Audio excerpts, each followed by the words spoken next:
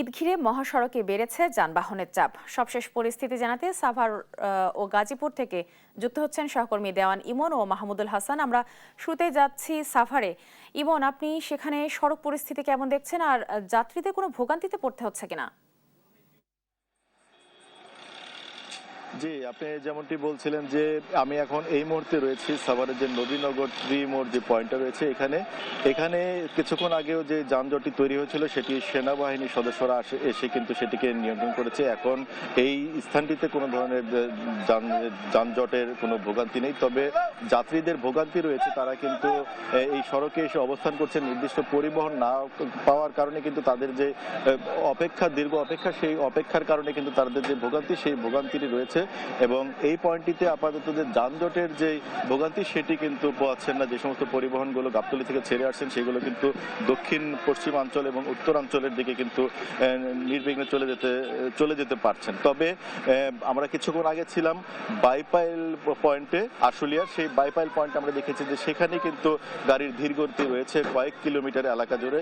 সেখানে মানুষের কিন্তু এই সড়কের যে যাত্রা সেইখানে গিয়ে যাত্রাপথে কিন্তু তাদেরকে ভোগান্তি পোহাতে হচ্ছে। সকালের দিকে যখন সেনাবাহিনী মাঠে আসার আগ পর্যন্ত কিন্তু এই জায়গাগুলোতে দেখেছিলাম যে যানজট লেগে আছে, এবং এই যে সমস্ত স্বল্প দূরত্বে যে সমস্ত পরিবহনগুলো আছে সেই পরিবহনগুলো কিন্তু যাত্রী ওঠানামা করার কারণে এই বিভিন্ন পয়েন্টে কিন্তু সাভারের যানজটের সৃষ্টি হচ্ছে। এতে করে কিন্তু মানুষের যে নির্বিঘ্ন ঈদযাত্রা কিন্তু এটির মধ্যে বাধাগ্রস্ত হচ্ছে এবং ভোগান্তির শিকার হচ্ছে। এখানে দেখতে পাচ্ছি যে যারা দক্ষিণ পশ্চিমাঞ্চলে যে সমস্ত যাত্রীরা রয়েছেন তারা কিন্তু দলে দলে এখানে আসছেন এবং তাদের যে নির্দিষ্ট পরিবহন সেগুলোতে চড়ে কিন্তু তারা বাড়ির উদ্দেশ্যে রওনা হচ্ছেন। কিছুক্ষণ আগে আমরা হাইওয়ে পুলিশের সাথে কথা বলেছি। হাইওয়ে পুলিশ বলছেন যে তারা জেলা পুলিশ এবং হাইওয়ে পুলিশ, ট্রাফিক পুলিশ এবং সেনাবাহিনীর সদস্যরা মিলে কিন্তু বিভিন্ন পয়েন্টে তারা দায়িত্ব পালন করছেন, যেন যানজটের যে দুর্ভোগ সেটি থেকে যেন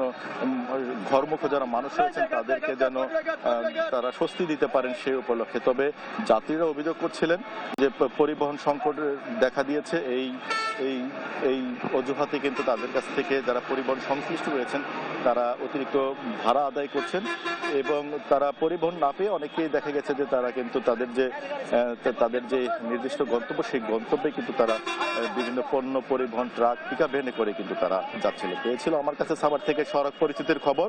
এ বিষয়ে আরো তথ্য নিয়ে অপেক্ষা করছেন গাজীপুরের সহকর্মী মাহমুদুল, তিনি তার কাছ থেকে জানবো সেখানকার কি পরিস্থিতি রয়েছে সেই বিষয়ে। মাহমুদুল, জানাবেন গাজীপুরে কি পরিস্থিতি দেখছেন সড়কে?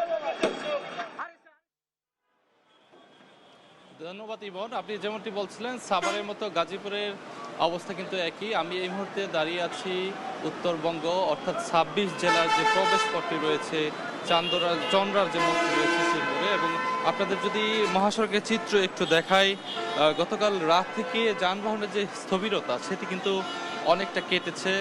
বেশ কিছুক্ষণ ধরেই কিন্তু যানবাহনের গতি কিছুটা বেড়েছে।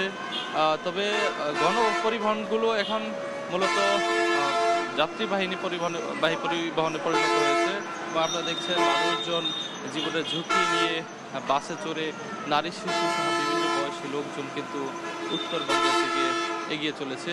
এখানে ৩টি লেন, মাঝের যে লেনটি সেটি হচ্ছে উত্তরবঙ্গের দিকে এগিয়ে চলেছে, এবং যে ফিরতি লেনটি সেটিতে কিন্তু যানজটের মাত্রা এখন কিছুটা বেড়ে গিয়েছে।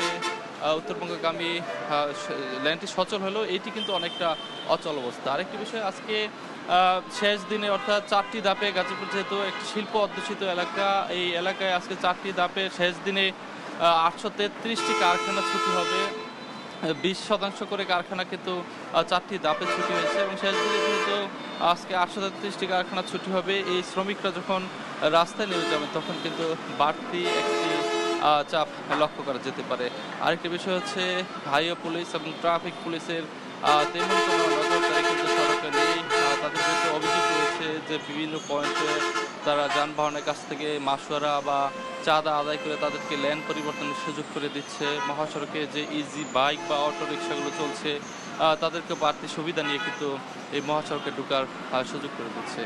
এছাড়া এখন পর্যন্ত গতকাল থেকে এই মহাসড়কে ২৩ কিলোমিটার যে যানজট ছিল সেই যানজটটি এখনটা কিছুটা কেটেছে। তবে স্বস্তির ব্যাপার হচ্ছে এখন পর্যন্ত কোনো ধরনের অপ্রীতিকর বা কোনো ধরনের দুর্ঘটনার খবর কিন্তু জানা যায়নি। তবে ট্রাফিক পুলিশ, হাইওয়ে পুলিশ, জেলা পুলিশ, যে ঊর্ধ্বতন কর্মকর্তা রয়েছে তাদের সঙ্গে সেই বোর্ড থেকে গতকাল রাত থেকে কয়েক দফায় চেষ্টা করেও কিন্তু তাদের সঙ্গে যোগাযোগ করা সম্ভব হয়নি। তারা দায়সারা ভাব নিয়ে আছে এবং কিছুক্ষণ পরপর আমরা দেখছি যে চান্দনা যে মোড়টিতে আমি দাঁড়িয়ে আছি, এখানে বাস কাউন্টারগুলো পুরোপুরি বন্ধ রয়েছে। এখানে হাজার হাজার যাত্রী উত্তরবঙ্গগামী যারা আছে তারা অপেক্ষায় আছেন, তারা কিন্তু বাসে উঠতে পারছেন না, তারা টিকিট কাটতে পারছেন না।